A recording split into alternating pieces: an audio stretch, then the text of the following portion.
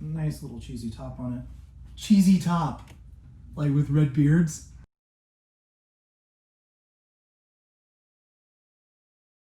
Scalloped potatoes and ham. This is gonna be a fun one. Got a big ham from Costco. Got, some organic russet potatoes. I'm doing some of the super extra sharp, crazy white cheddar. This is mandolin.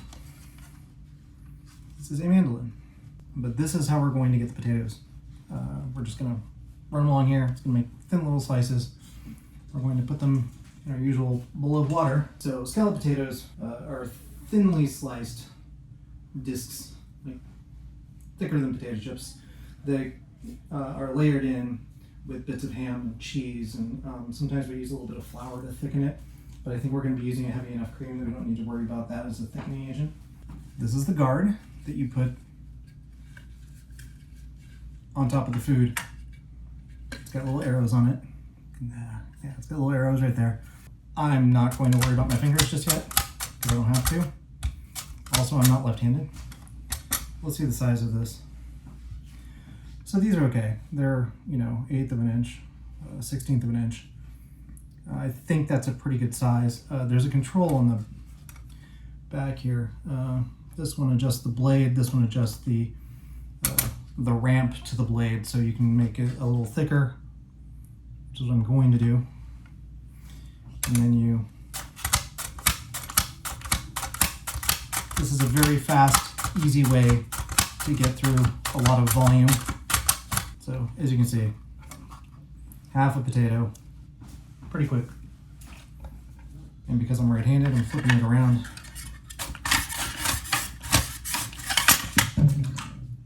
It ended up in the water though.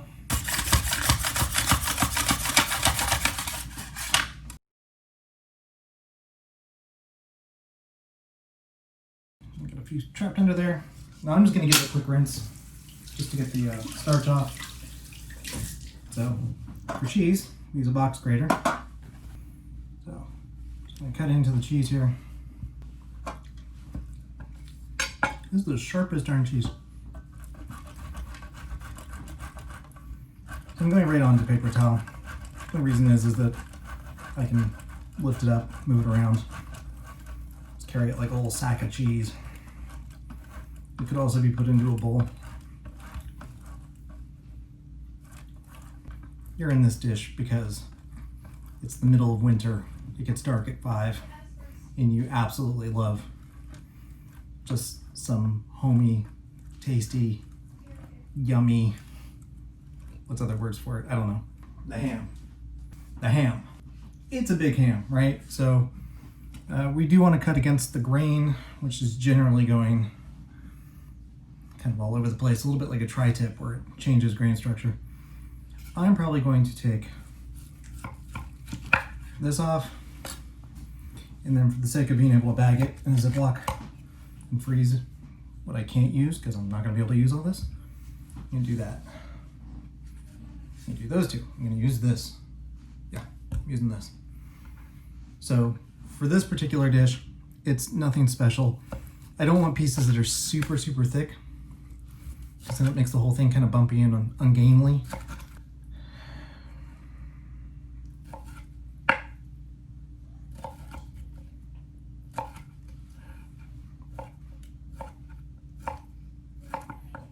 So it's little 1/4-inch squares. First layer of flavor is going to be butter. It's salted butter, regular. We get organic because fancy.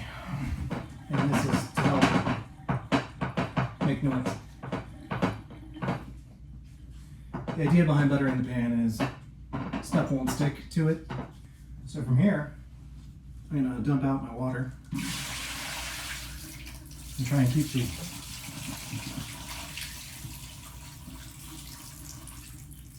And just in case you're new to my videos, the reason we put potatoes in water is to keep the air off of them.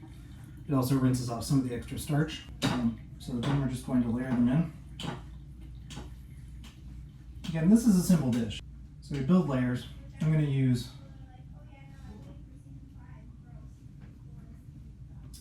I'm going to use, just to fill up the bottom here, just to make it a really nice pattern. I've got my first layer of potatoes on here. And this is where we could just speed the whole thing up and you could watch the whole process. I'm going to throw a little salt on here. Not a lot. The cheese has a lot of salt in it. It doesn't need it. And I'm going to throw some ham right into here. So I'm making, it's a ham lasagna, a halanya, a hamlanya. And then every layer is going to get some cheese.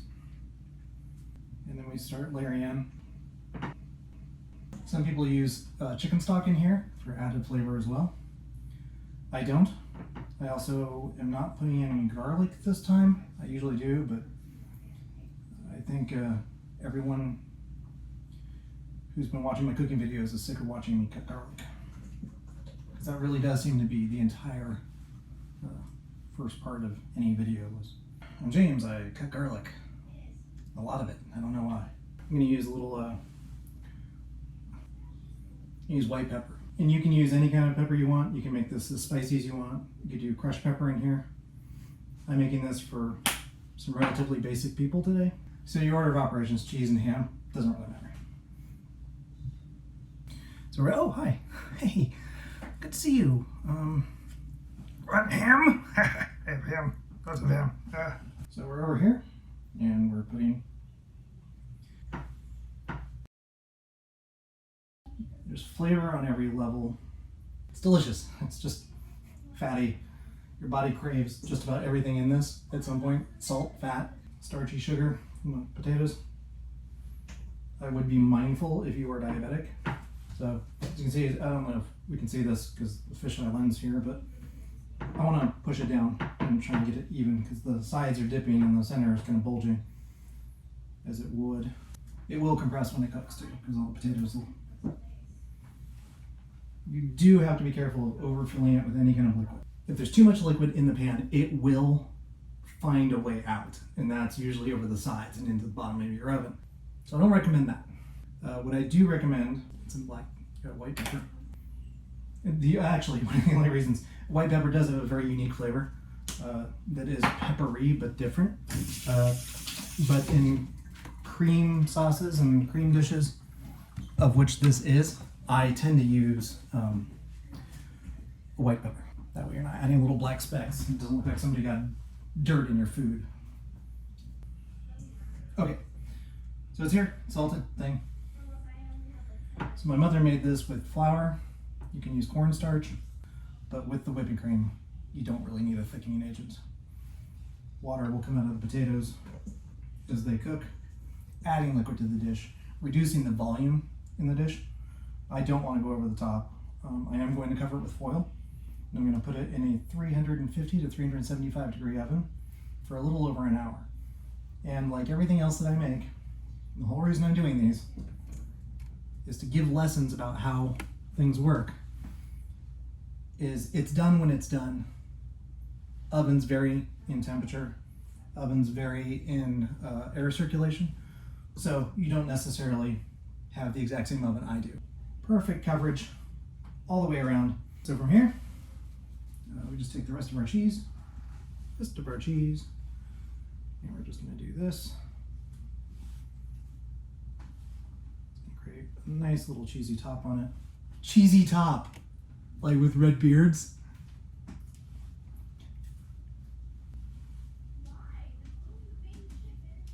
Okay, so I need a little more cheese. We'll grate it directly onto it. I'm also going to be that guy who, at the end of a video, changes the ingredients that I didn't tell you about in the first place. I said ham, potatoes, cheese. It's basically what it is. Milk, heavy cream, you know. What do I go buy? What do I have to get at the store? Honey! Take 3 cloves of garlic. And I'm literally going to slice them thin and put them kind of around the top. I'm gonna let the flavor cook down into it. So this dish will probably take you about 35-40 minutes to make, about an hour and a half, hour to hour and a half to cook, and then you let it sit. Don't think for a second that you can just grab the sucker right out of the oven and go to town on it. You want it to firm up a little bit. You want the cheeses to set. You want it to cool down and not be molten. Because here's the thing I learned in food school, or Alton Brown. Both. Potatoes are starch. Starch holds heat really well. Which is why you make a baked potato, you leave it on the counter for 20 minutes, try to open it, it will have steam in it and it will be too hot. So it's not really a joke. Change our lighting scenario, look at that. Yeah, get a little shine on the bald spot. Just one little, what? So I'm just trying to find I'm just putting in little slices of, these are gonna be so well hidden. It's like the cheese is all white, the garlic is white, the potatoes are white, and somebody's just gonna get a bite of freaking garlic. Oh, I love it. How to take out vampires. Invite him to a nice dinner. That's how you take out a vampire. Just don't invite him into your house. And don't do an Irish accent, because you're terrible at it. All right. A little bit more of the white pepper. I am really not concerned about salt, but I'm going to put a little bit more on, because I'm a little bit of a moron. The mustard I was talking about the other day is this. And if you know how to pronounce this, please leave a phonetic description in the comments below so I can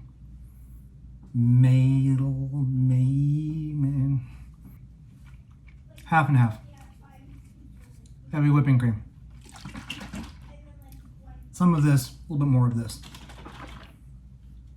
Let's go over there. Hi. You might know me from such shows as I'm James, I Cook. I've worked on a lot of movies. Almost all bad. Unless you're a filmmaker I've worked with, your movie was probably the best. I mean, that was singularly the best experience I've ever had. You know, you were funny, you were considerate, you were something that, you know, I think is super important to have in this industry, in this day and age. So, integrity. You had it out the gills. It was so great working with you. Whipping cream. So I'm going right on it. I'm expecting it to get down inside there.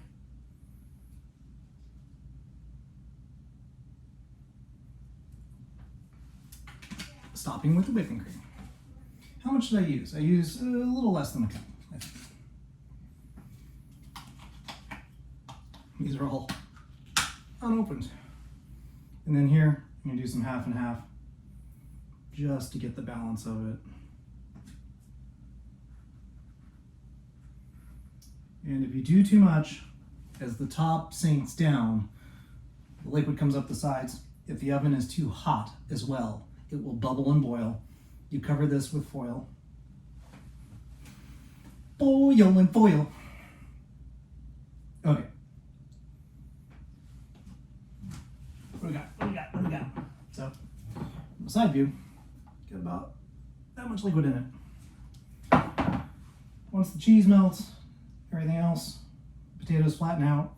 The only thing that won't change, so it's about 2/3 of a container of half and half, and about half a container of heavy whipping cream. I said it's decadent. It is. This is winter feel-good food. This is not summer bikini lines food. Also, if you have growing children who will eat high-fat, high-density food like this, if they're exercising, this is a great meal to have. Again, it's not super healthy, but we make foods that taste good because we want to feel good. And this is feel good. I mean, this is a pick-me-up. This is one of my go-tos, other than pasta with a meat sauce. If I'm sad, pasta with a meat sauce. That's pretty much all I have. Oh, so let's get some foil out. So we just use our regular old Reynolds wrap.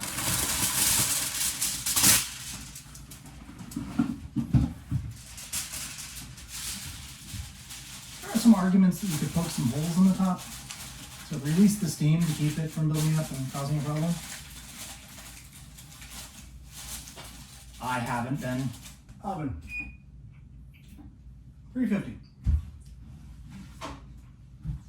Cookie sheet. on the cookie sheet. That way if it spills over, it spills into a controlled environment, it doesn't end up making you have to clean your oven. We'll come back and see what it looks like in a little bit. Okay, so just real quick here, taking it out of the oven, going to, okay, so it's not browned yet, but the one thing we can do is we can check the doneness. I was saying earlier about how you tell when this is done. Okay, so the potatoes are perfectly smooth. So what we can do is we just take off the foil top. We're gonna put it back in the oven. We're gonna brown this up, and then we're gonna take it out, let it rest. Cool, cool. Yeah, knife goes in nice and soft. And then from here, you let this cool down and you let it set up. You don't just tuck into this because this just came off of a boil out of a 350-degree oven, and it's been in there for about an hour and 45 minutes. We took off the top, we browned it up. It's got some, you could go even further than this if you really wanted to.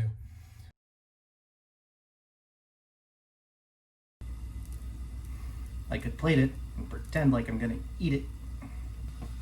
This is nice. I just updated the OS on my phone that I use as my primary camera. And it now has a green light up where I'm supposed to be looking. So I don't always have to look over here at basically myself. Like performing narcissistically for myself. Not a bowl, I called it a bowl the other day. It's a plate. There you go. Scalloped potatoes with ham. Fried up in a pan. Used a little water to accelerate the heat transfer, which is something worth talking about. I'm gonna take a taste because I can.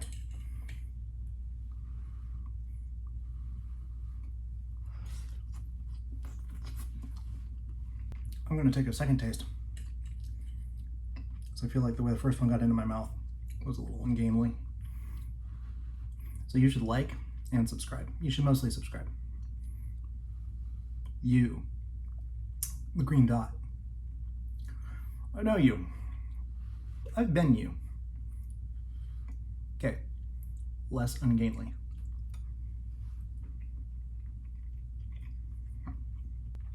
I don't think the browning hurt or helped, but it definitely has more like a burnt. No better way to say it. I mean, it's clearly not black, but there are pieces to this that are, they have that flavor. They have that flavor. Well, good. Anyway, subscribe, like, and then go cook something. Like, grab a leftover. Do this. I don't know if I'm even going to use this video.